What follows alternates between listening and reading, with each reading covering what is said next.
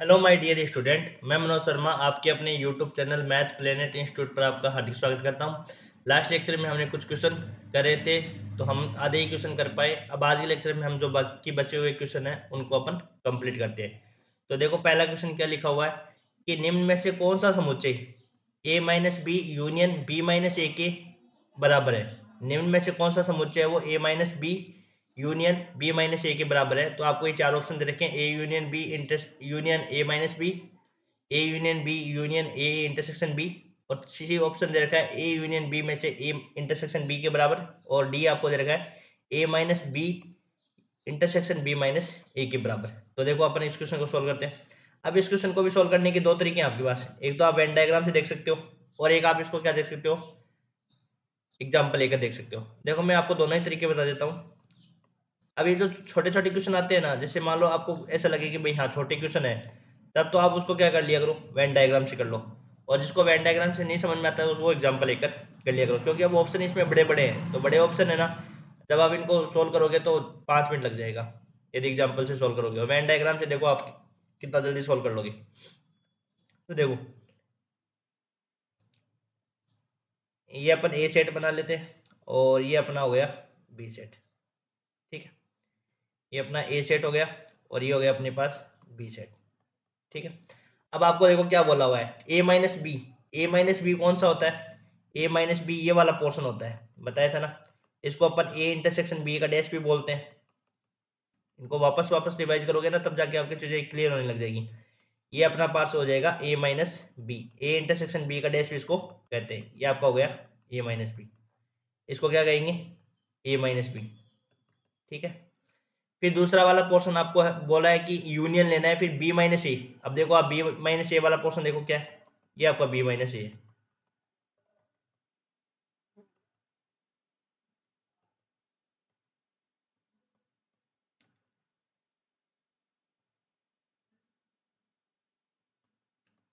ये आपका हो गया बी माइनस ए। ठीक है, अब आपको क्या बोला है, अब आपको बोला है कि A minus B union, A minus B का यूनियन लेना है किसके साथ, बी माइनस ए के साथ। मतलब क्या करना है आपको, इन दोनों को कंबाइन करना है, इस वाले पार्ट को, ए माइनस बी वाले को और बी माइनस वाले ए को, इनको कंबाइंड आप क्या लिख सकते हो। अब आप देखो, इसको कैसे लिख सकते हो कि इसको मैं ऐसे लिख सकता हूँ। देखो, मैं दूसरे वाले गोले में समझा रहा हूँ। इस वाले पोर्शन को मैं ऐसे लिख सकता हूँ, ये वाला पूरा है ना, इस पूरे वाले में से क्या कर दूं कि इस पूरे वाले में से मैं इस इंटरसेक्शन वाले पार्ट को है ना घटा दूं। ऐसे लिख सकता हूं ना, बताओ। अब देखो, यहां से ए यूनियन बी में से अपन ए इंटरसेक्शन बी वाला पार्ट हटा दे, तो अब देखो क्या बच गया, ये वाला पार्ट बच गया और ये वाला पार्ट बच गया। ये तो ए माइनस बी और बी माइनस ए, तो इसको अपन लिख सकते हैं क्या, A union B. A union B में से अपन क्या घटा देंगे, ए इंटरसेक्शन बी वाला पोर्शन हटा देंगे, और ये आपका क्या हो जाएगा, आंसर हो जाएगा।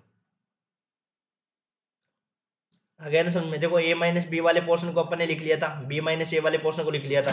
अपन क्या करेंगे कि इस पूरे वाले पोर्शन, इस पूरे वाले पोर्शन में से ये जो आपका पूरा पोर्शन है, इसमें से अपन क्या करेंगे, इंटरसेक्शन वाला पोर्शन घटा देंगे। ए यूनियन बी में से अपन क्या करेंगे, ए इंटरसेक्शन बी वाला पोर्शन क्या कर देंगे, घटा देंगे। तो ये आपका क्या हो जाएगा, आंसर हो जाएगा। तो देखो, ये हो जाएगा आंसर इसका क्या, सी। सी में से ही लिख रखा है। अब देखो, एक तरीका तो ये आपको मैंने वेन डायग्राम को बता दिया। दूसरा तरीका अपन कैसे कर सकते हैं, यदि एग्जाम्पल से करना चाहो तो एग्जाम्पल लेकर भी कर सकते हो। ज्यादा बड़े एग्जाम्पल ना लेके छोटे वाले एग्जाम्पल भी ले सकते हो। जैसे ए बराबर मैंने ले लिया 1 2, और बी बराबर मैंने ले लिया 2 3। अब इसमें देख लो, A minus B union, A minus B union B minus A निकालो। तो ए माइनस बी है, वो आपको मैंने बताया था कि ए में से बी वाले अवयव घटा दो। तो ए में से बी के अवयव को हटाएंगे तो 2 को हटा देंगे, तो बचेगा क्या, 1। और बी में से क्या कर दो, ए वाले अवयव को हटा दो, तो ये बच गया आपके पास 3। तो 1 और 3 का यूनियन लेना है, तो ये हो गया अपने पास 1 3। अब देखो, इनके ऑप्शन चेक करो। ऑप्शन चेक करते हैं, तो देखो यहाँ से अपन फर्स्ट ऑप्शन को लेते हैं।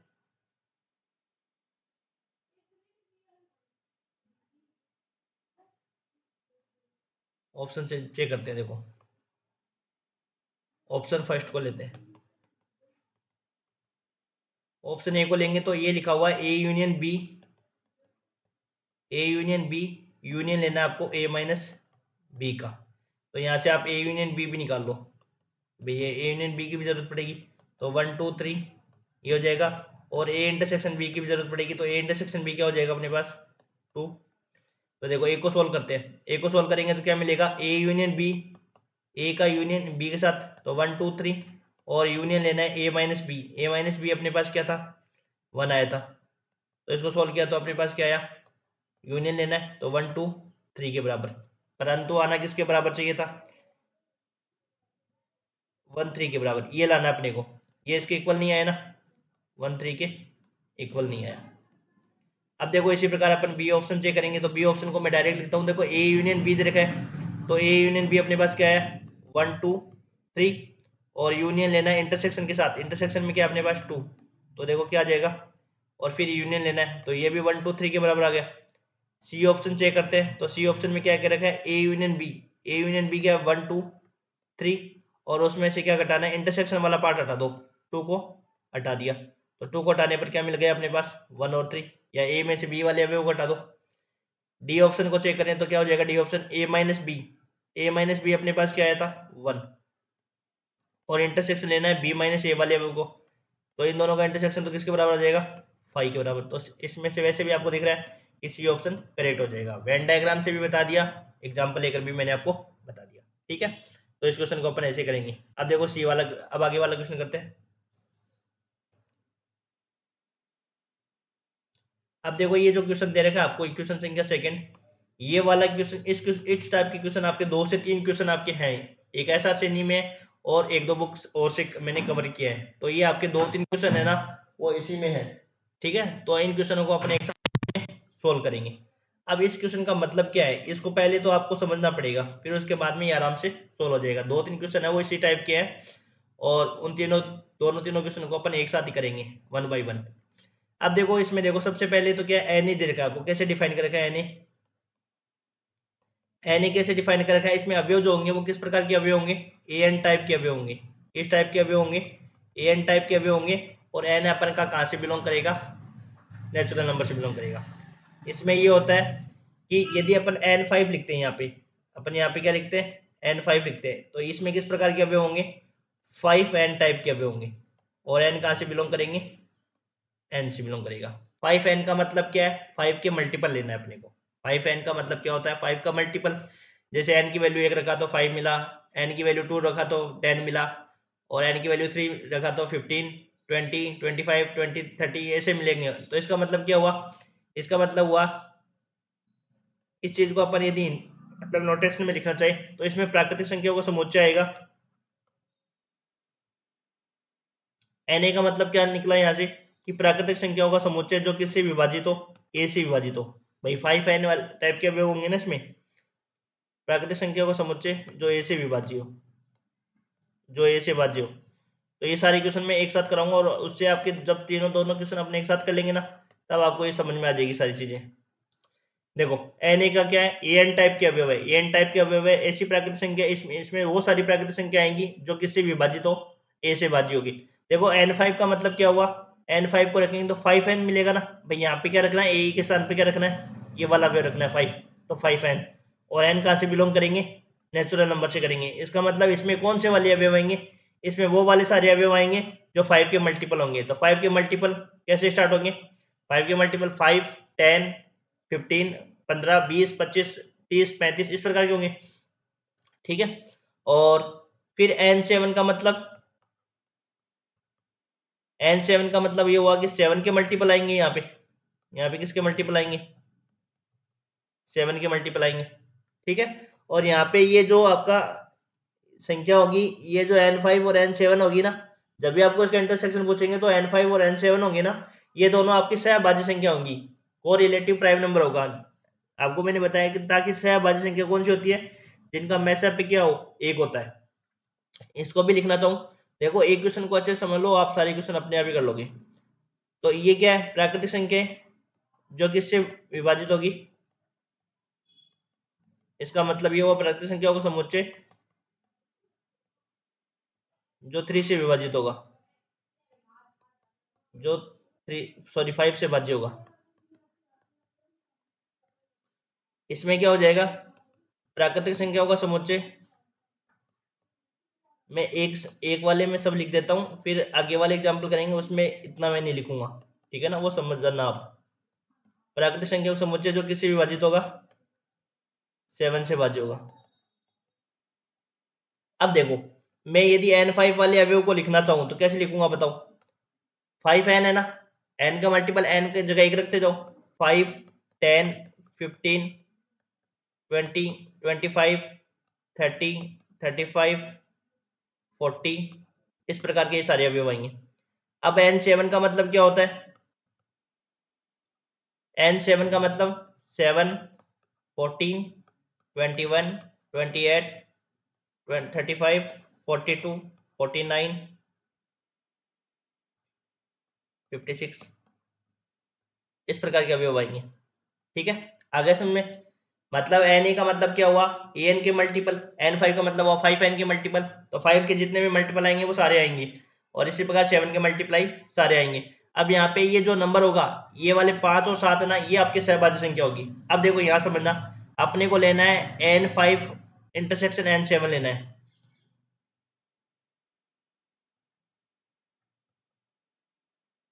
n5 और n7 का इंटरसेक्शन। देखो यहां से देखो, पहला इन दोनों में कॉमन क्या चीज आएगी बताओ,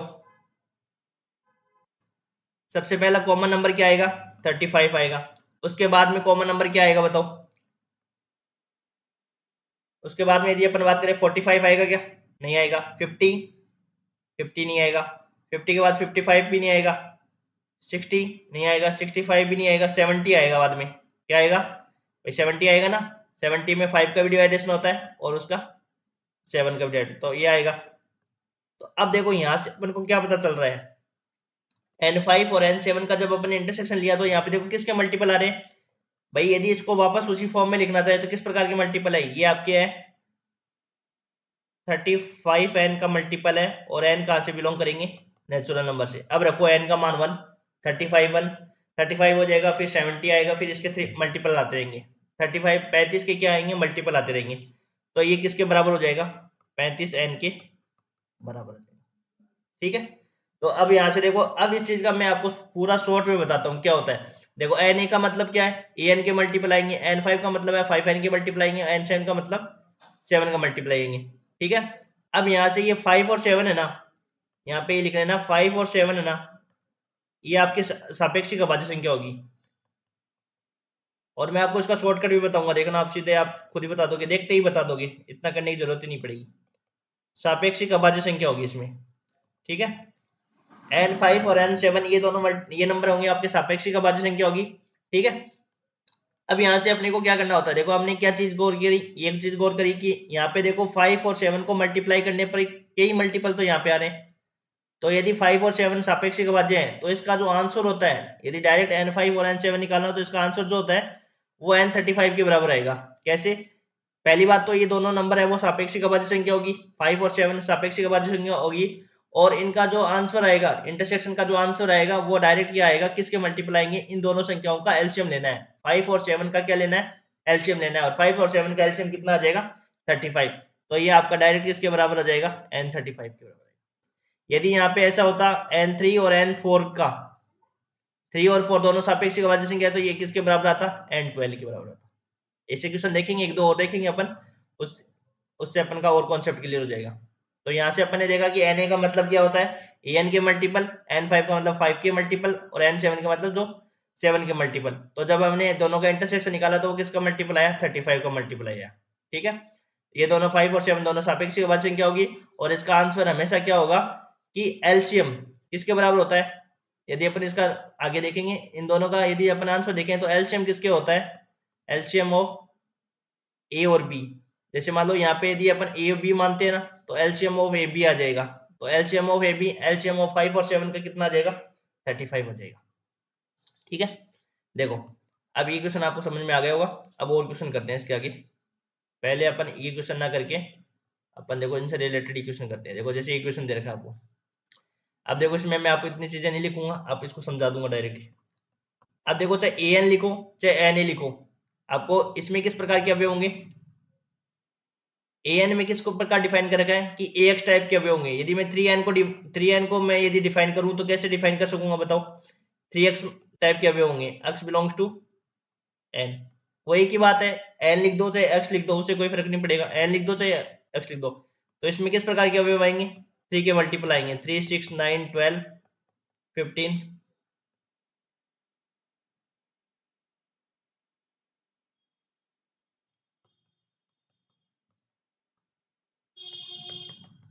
ठीक है, यदि अपन 5n की बात, यहाँ पे 7n है ना, 7n को लिखेंगे तो 7n किसके मल्टीपल होंगे, 7x, x belongs to n। तो यहाँ देखो क्या आएगा, 7 14 21 28 35 42 49। अब देखो इनका इंटरसेक्शन निकालो, 3n और 7n का इंटरसेक्शन निकालेंगे तो देखो सबसे पहला अवयव जो कॉमन आएगा इनमें क्या आएगा, 21 आएगा दोनों में आ रहा है। फिर 21 के बाद में क्या आएगा, इसमें 24, इसमें नहीं आएगा। फिर 27 भी नहीं आएगा। फिर क्या आएगा बताओ, 42, 42 इसमें आ जाएगा। तो ये आ जाएगा 21 42 और ऐसे आ जाएगा 63, इस प्रकार का अवयव आएंगे। तो मैं इसको कैसे लिख सकता हूँ, इसको मैं लिख सकता हूँ 21x, और x किससे बिलोंग करेगा, n से बिलोंग करेगा, और ये किसके बराबर आ जाएगा, ये डेफिनेशन के अकॉर्डिंग लिखे तो ये किसके बराबर आ जाएगा, 21 n के बराबर। और यहाँ से अपन डायरेक्ट भी देख सकते हैं। डायरेक्ट कैसे देख सकते हैं, डायरेक्ट मैंने आपको बताया था कि आपको कुछ नहीं करना, इन दोनों का एलसीएम निकालो, 3 और 7 का क्या निकाल दो, एलसीएम। एलसीएम ऑफ 3, 7, 3 और 7 का एलसीएम कितना आ जाएगा, 20, तो 20n आ जाएगा। ठीक है, ऐसे करेंगे। आगे में ऐसे भी देख सकते हैं, और अपन ये दोनों देखो सापेक्षिक अभाज्य संख्या है, इस प्रकार अपन करेंगे। आगे समझ में। अब देखो इसके आगे वाला क्वेश्चन देखते हैं।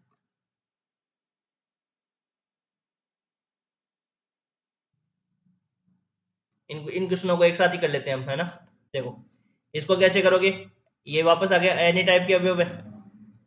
अब की बार n3 और n4 का निकालना है, तो n3 को मैं डिफाइन करूं तो कैसे होगा, 3n टाइप के अवयव होंगे। तो ये हो जाएगा 3 6 9 12 15। डायरेक्ट देखें तो 3 और 4 का एलसीएम कितना होता है, 12, तो n12 आ जाएगा। और यदि अपन ऐसे देखना चाहो तो ऐसे हो जाएगा, ये अपने पास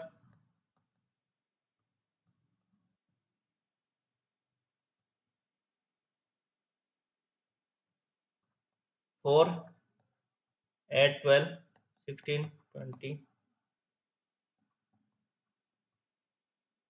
तो देखो n3 और n4 का इंटरसेक्शन निकालो, n3 और n4 का इंटरसेक्शन किसके बराबर आएगा, देखो पहले किसका पहला मल्टीपल क्या आएगा, 12 आएगा। फिर उसके बाद में क्या आएगा, 24, इस प्रकार के अवयव होंगे। तो इसको मैं क्या लिख सकता हूँ, 12n और n बिलोंग्स टू n। तो ये आ जाएगा अपने पास क्या, n12। ठीक है, और डायरेक्ट देखना चाहो तो 3 और 4 ये हो जाएगी आपकी सापेक्षिक अभाज्य संख्या, एलसीएम निकाल दो, 3 और 4 कितना आ जाएगा, 12, 12n के बराबर आ जाएगा, n12 जैसे डिफाइन n कर रखा है तो n12 हो जाएगा, और यदि an डिफाइन कर रखा है तो आपका 12n हो जाएगा। ठीक है ना।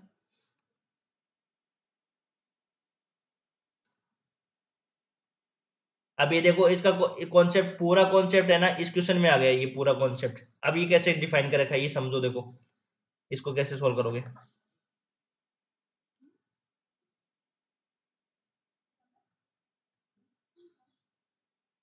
अब इसमें आपको नंबर नहीं दे रखे हैं, तो आपको इसमें क्या कर रखा है, जनरल फॉर्म में दे रखा है, ये जनरल फॉर्म में।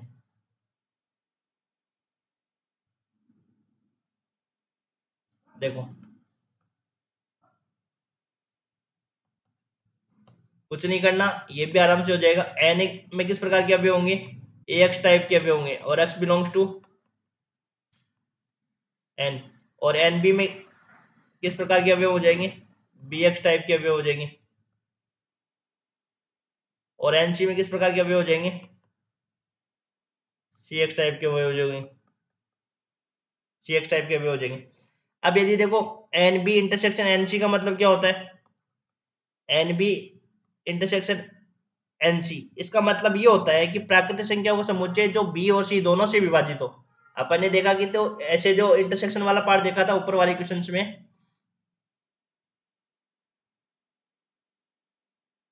देखो जो हमने क्वेश्चन किए हैं वो सारे देखो, इसमें क्या है, पहला क्वेश्चन ये कहता 5 और 7 का दोनों का जो आपका इंटरसेक्शन वाला पार्ट होगा, इसका मतलब n5 इंटरसेक्शन n7 है, तो 5 और 7 दोनों से विभाजित होने वाले नंबर देख रहे थे अपन। देखो इसमें मतलब क्या होता है, 5 और 7, n5 n7 का मतलब होता है कि प्राकृतिक संख्याओं का समुच्चय जो 5 और 7 दोनों से विभाजित हो। ये संख्या देखी थी ना आपने 35 70, ये संख्या क्या है, 5 और 7 दोनों से विभाजित है। भाई आपको n5 इंटरसेक्शन nc का देखो, na का मतलब तो होता है प्राकृतिक संख्या समुच्चय जो a से विभाज्य हो, इसका मतलब होता है 5 से विभाजित और ये 7 से विभाजित। और n5 और n7 का मतलब क्या होता है कि जो 5 से भी विभाजित हो और जो 7 से भी विभाजित हो। तो ऐसे नंबर अपने पास आए थे 35 70 इस प्रकार के आए थे ना। तो इसका मतलब इंटरसेक्शन वाले का मतलब होता है कि n5 इंटरसेक्शन nc का मतलब है कि ऐसी प्राकृतिक संख्या समुच्चय जो 5 और 7 दोनों से विभाजित हो। ठीक है, तो अब देखो इसका कॉन्सेप्ट क्या हुआ।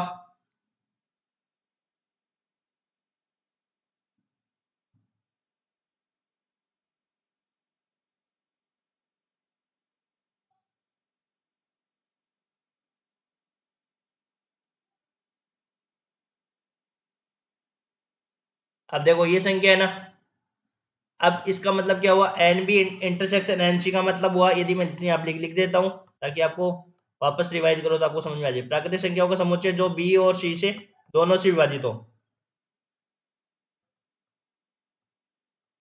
प्राकृतिक संख्याओं का समुच्चय जो बी और सी दोनों से भाज्य है, बी और सी दोनों से क्या हो, भाज्य है। ठीक है, एन डी का मतलब क्या हुआ, ये देखो n n B intersection N C है वो किसके बराबर है, एन डी का मतलब ये हुआ कि एन डी का मतलब क्या हुआ, प्राकृतिक संख्या समुच्चय जो किससे विभाजित हो, डी से विभाजित हो। प्राकृतिक संख्याओं का समुच्चय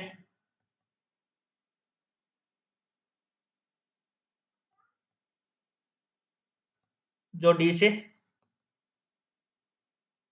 भाज्य है। ठीक है, अब देखो अपने को दे रखा है N B intersection N C equal to N D दे रखा है, N B intersection N C equal to D N D दे रखा है।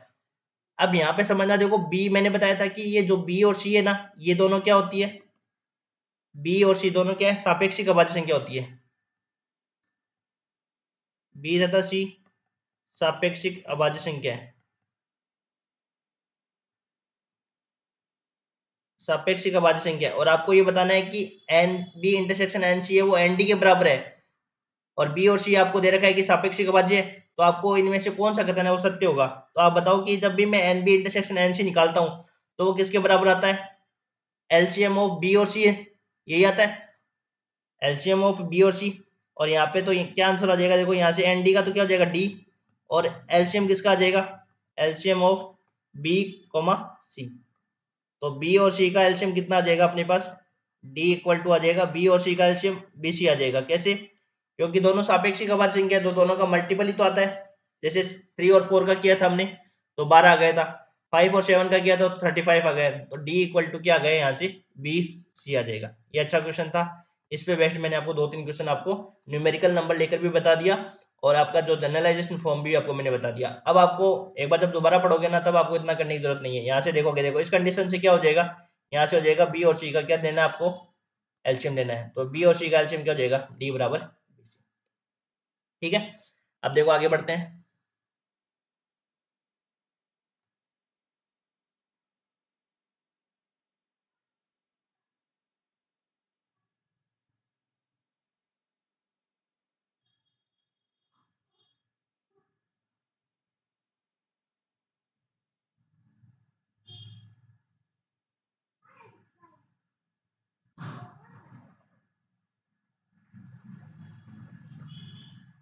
अब देखो ये क्वेश्चन क्या कर रहा है कि आपको ये दे रखा है कि ए है आपका के पास क्या है, 3 का गुणज दे रखा है, और बी आपको दे रखा है 5 का गुणज दे रखा है, तो ए माइनस बी है वो किसके बराबर होगा।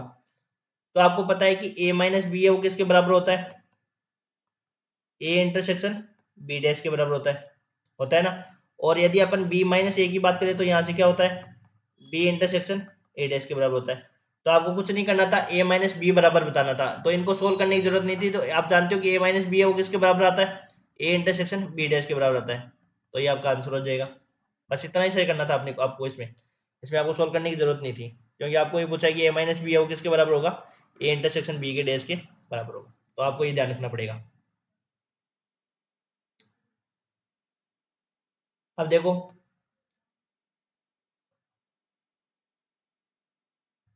आपको तीन समुच्चय एबीसी के लिए निम्न कथनों पर आपको विचार करके बताना है। आपको फर्स्ट कथन दे रखा है, सेकंड दे रखा है, थर्ड दे रखा है, और इनमें से आपको बताना है कि कौन सा सही है।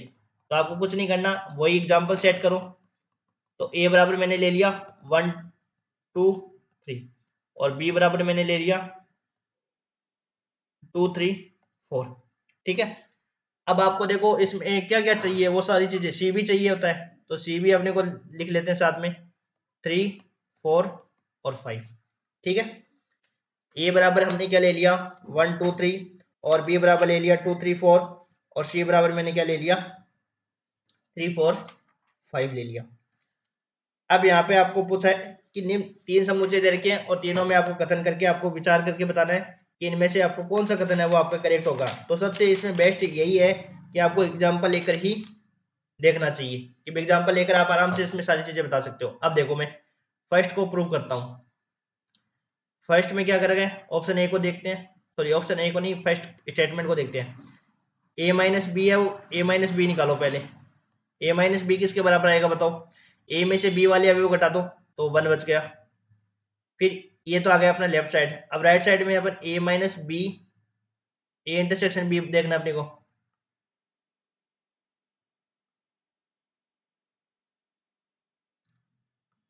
ए इंटरसेक्शन बी निकालना है ना, ए में से आपको ए इंटरसेक्शन बी को घटाना है।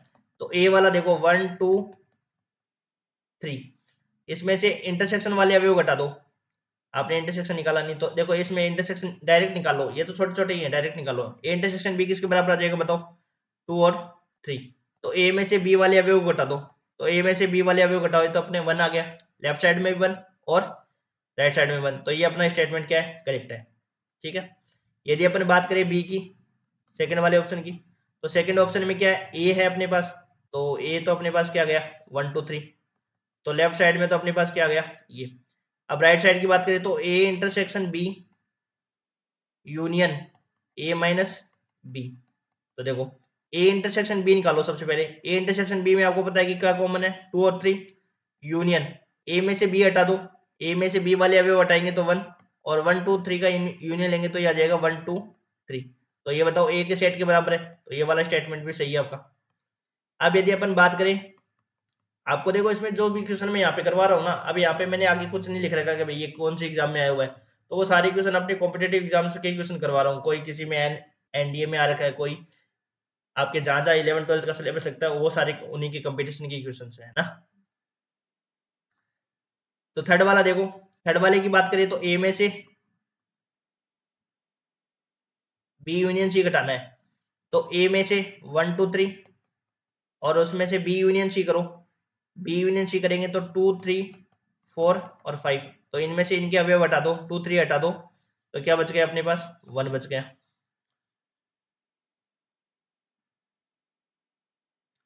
तो यदि अपन बात करें आगे राइट साइड की, तो राइट साइड में क्या दे रखा है, A minus B union A minus C निकालना है।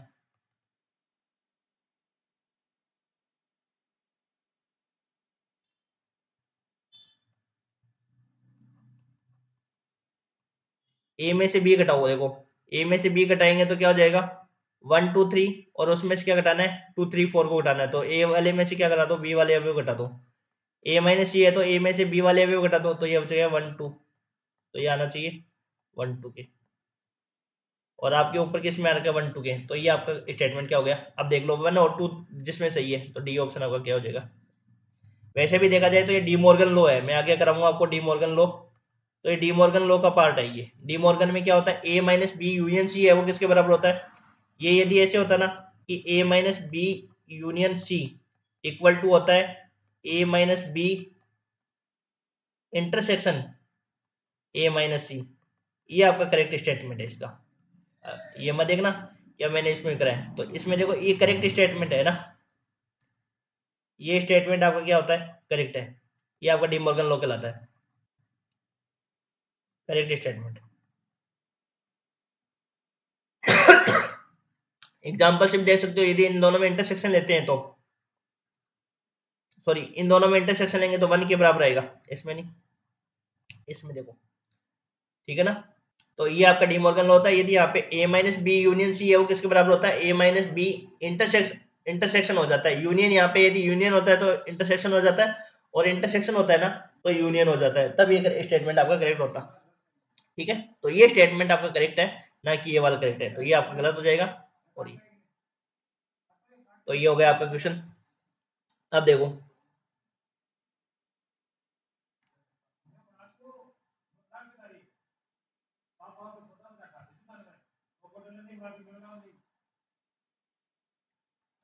अब देखो आगे और क्वेश्चन है, ये हो ही गया, ये करवा ही दिया।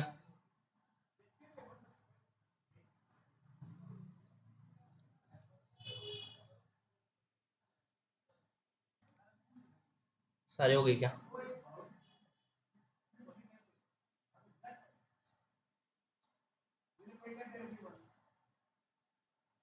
एक क्वेश्चन और बच गया, ये क्वेश्चन भी अच्छा है, देखो इसको समझना। देखो आपको ए सेट दे रखा है, क्या दे रखा है, ए सेट दे रखा है, वो सारे नेचुरल नंबर है उसमें, लेकिन उसमें आपको 1 को हटा के, मतलब इसमें वो सारे सेट है, सेट वाले सारे नेचुरल नंबर है उसमें जिसमें आपके 1 इंक्लूड नहीं है। ठीक है, x2 अपने पास क्या दे रखा है, 2 के अवयव है। यहाँ पे देखो ये जो सेट डिफाइन कर रखा है के है, वो बिलोंग्स टू नेचुरल नंबर है, परंतु के का मान है वो 1 से बड़ा है, मतलब 1 से बड़े के लिए डिफाइन नहीं है। x2 का मतलब क्या है, 2k टाइप के अवयव है, 2k मतलब 2k आपके मल्टीपल होंगे इसमें। ठीक है, लेकिन यहाँ पे k जो डिफाइन कर रखा है वो नेचुरल नंबर से बिलोंग करेगा, परंतु k का मान 1 से बड़ा होगा। ठीक है, x3 कैसे डिफाइन है, 3k, और k है वो आपका बिलोंग्स टू 3 में सारे k के मल्टीपल होंगे।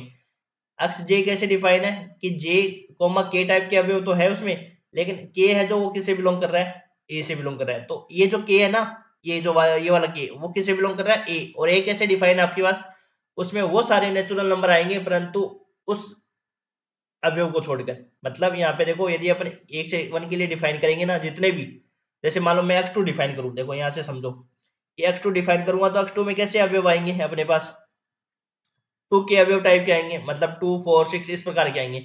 लेकिन जो अपने पास k लेंगे ना, वो किस प्रकार के लेंगे, n में ये जो a है ना, k वो किससे बिलोंग करेगा, इसे लेंगे। तो a सेट कैसे डिफाइन कर रखा है अपने पास, इस प्रकार का डिफाइन कर रखा है, इसमें सारे नेचुरल नंबर आएगा लेकिन 1 नहीं आएगा। यदि मैं 2 के लिए डिफाइन करूंगा तो 2 नहीं आएगा, 3 के लिए डिफाइन करूंगा तो 3 नहीं आएगा, 4 के लिए डिफाइन करूंगा तो 4 नहीं आएगा। इसका मतलब ये हुआ गया, यदि अपन इसको डिफाइन करें तो इसमें इस प्रकार के आएंगे, 2n टाइप के अवयव आएंगे। ठीक है, और n किससे बिलोंग करेंगे, नेचुरल नंबर से बिलोंग करेंगे। यदि मैं इसको इस x2 है ना, इस x2 को पूरा ही डिफाइन कर दूं, ये वाली कंडीशन है ना, इसको मैं उसमें इंक्लूड करके, मतलब इस वाली कंडीशन में इंक्लूड करके पूरा यदि डिफाइन करूं, तो इस प्रकार हो जाएगा ये कि 2n such that n belongs to n, और इसमें से कौन सा अवयव हट जाएगा, 2 वाला अवयव हट जाएगा। ये आपका डिफाइन है, x2 ऐसे डिफाइन है। अब इसने x2 क्या बोला है कि 2 के अवयव टाइप के होंगे और k है वो बिलोंग्स टू a लेंगे, तो यहाँ पे क्या रखेंगे, n से बिलोंग करेगा लेकिन उसमें वो वाला अवयव नहीं होगा। इसी प्रकार मैं x3 वाला डिफाइन करूं तो यहाँ पे देख सकते हैं, देखो x2 क्या किसके बराबर आ जाएगा, 2 के मल्टीपल आएंगे परंतु उसमें 2 नहीं आएगा, तो क्या आएगा, 4 6 8 इस प्रकार के अवयव आ जाएंगे। या तो ऐसे समझ लो, चाहे ऐसे समझ लो कि इसमें से इस वाले अवयव को हटाया है, तो 2 वाले अवयव को क्या कर दिया हमने, हटा दिया, तो 2 के अवयव को हटा के और सारा इसमें। अब x3 भी ऐसे डिफाइन है, 3 के सारे के मल्टीपल आ जाएंगे, तो इस सेट को मैं कैसे डिफाइन करूंगा,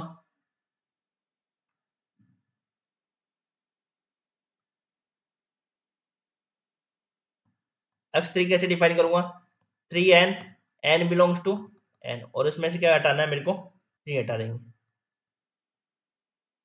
तो ये कैसे डिफाइन हो जाएगा, देखो ये अपने पास x2 हो जाएगा, तो 3 में हो जाएगा, आपको 3 हटा देना है, 6 9 12 और 15।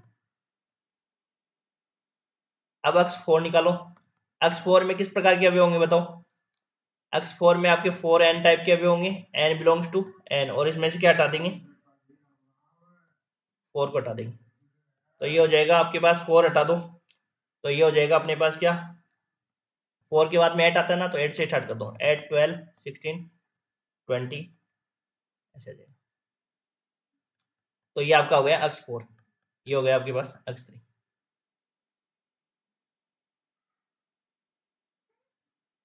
ये x2 हो गया, ये x3 हो गया, और ये आपको क्या हो गया, x4 हो गया। अब आपको क्या करना है, सबसे पहले आपको ए वाला जो सेट है ना, इसमें देखो लिख रखा क्या है, ए में आपको यूनियन, यूनियन कहाँ से, जे बराबर 2 से लेकर इन्फिनिटी तक, एक्स जे का आपको क्या निकालना है, कॉम्प्लीमेंट निकालना है, कॉम्प्लीमेंट निकालना है। तो सबसे पहले क्या निकालना है, यूनियन निकालना है, और फिर उसका क्या निकालेंगे अपन, कॉम्प्लीमेंट निकालेंगे। तो देखो यहाँ से आगे बढ़ते जाएंगे, यदि मैं x5 डिफाइन करूंगा तो कैसे हो जाएगा बताओ, 5n, और इसमें से क्या हटा देंगे, 5 को हटा देंगे, तो ये x5 किसके बराबर आ जाएगा बताओ, 10 से स्टार्ट हो जाएगा।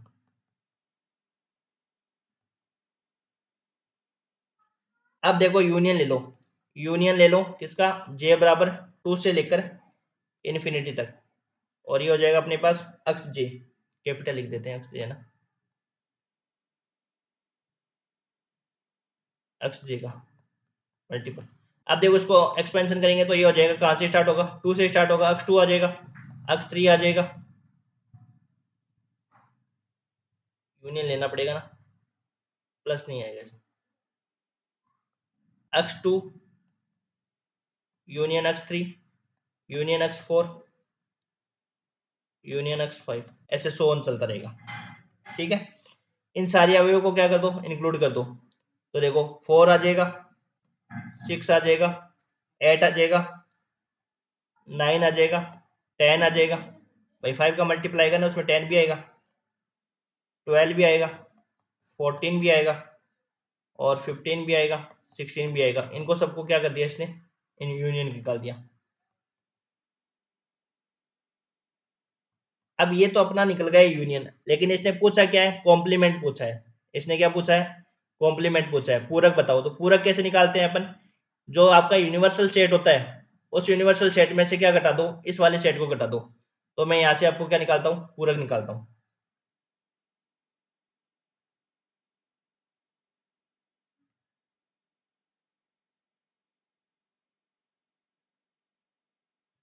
अब समझना, देखो इसका पूरक कैसे निकालेंगे, यूनियन जे बराबर 2 से लेकर इन्फिनिटी, एक्स जे का, ए में आपको पूरक पूछा है, किसमें पूछा है, ए में पूरक पूछा है। अब समझना, देखो ए में पूरक का मतलब क्या हुआ, कि ए सेट में क्या होगा, ए सेट को डिफाइन ऐसे कर रखा है, ए सेट बराबर आपको डिफाइन कर रखा है सारे नेचुरल नंबर, और उसमें से आपको क्या घटाना है, 1 घटाना है। सारे नेचुरल नंबर इसमें से आपको क्या घटाना है, 1, और के का मान क्या है, ग्रेटर देन, ये 1 के लिए डिफाइन है, मतलब 2 के लिए भी ऐसे डिफाइन है, 3 के लिए भी ऐसे डिफाइन है, 4 के लिए भी ऐसे डिफाइन है, 5 के लिए भी ऐसे डिफाइन है। मतलब यदि मैं 2 ए के लिए मल्टी करूँ तो यहाँ पे 2 नेचुरल नंबर सारे आ जाएंगे, इसमें 2 नहीं आएगा, 3 में नहीं आएगा, और 4 में 4 नहीं आएगा। तो अपन यहाँ से एक चीज ऑब्जर्व कर रहे हैं कि जब भी अपन इसका कॉम्प्लीमेंट निकालेंगे तो यहाँ पे देखो कौन कौन से अवयव बच रहे हैं, वही तो आएंगे। अब देखो जैसे नेचुरल नंबर में आपको 1 नहीं लेना है, 2 नहीं लेना है, वो तो हमने लिख लिया, वो तो कोई दिक्कत नहीं है, परंतु इसमें सारे नेचुरल नंबर तो लेना ही है। कॉम्प्लीमेंट निकालेंगे तो इसमें तो सारे नेचुरल नंबर आ गए, 1 आ गया, 2 आ गया, 3 आ गया, 4 आ गया, सब आ गए।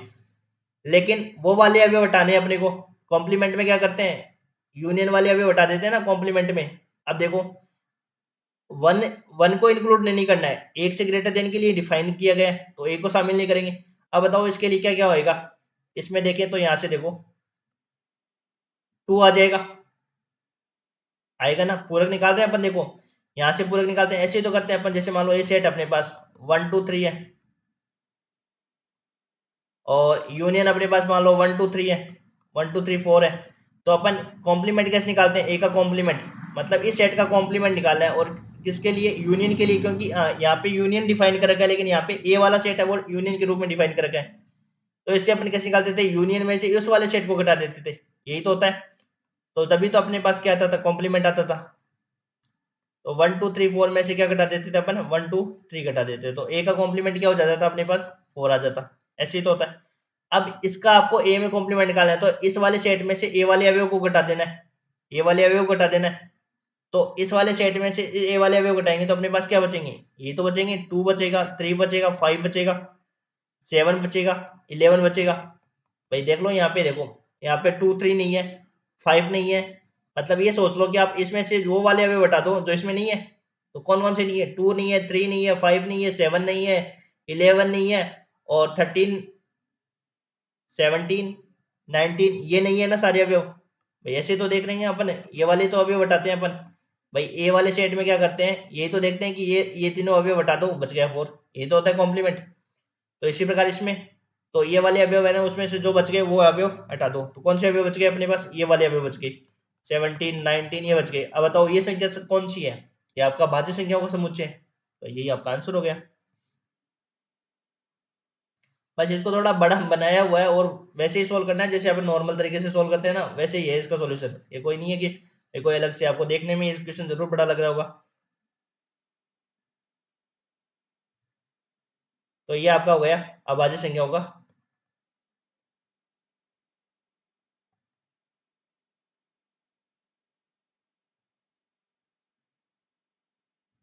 अभाज्य संख्याओं का समुच्चय।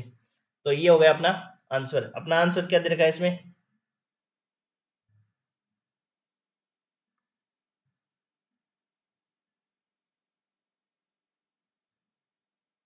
सी अपना आंसर दे रखा है, ठीक है, सी अपना आंसर हो जाएगा।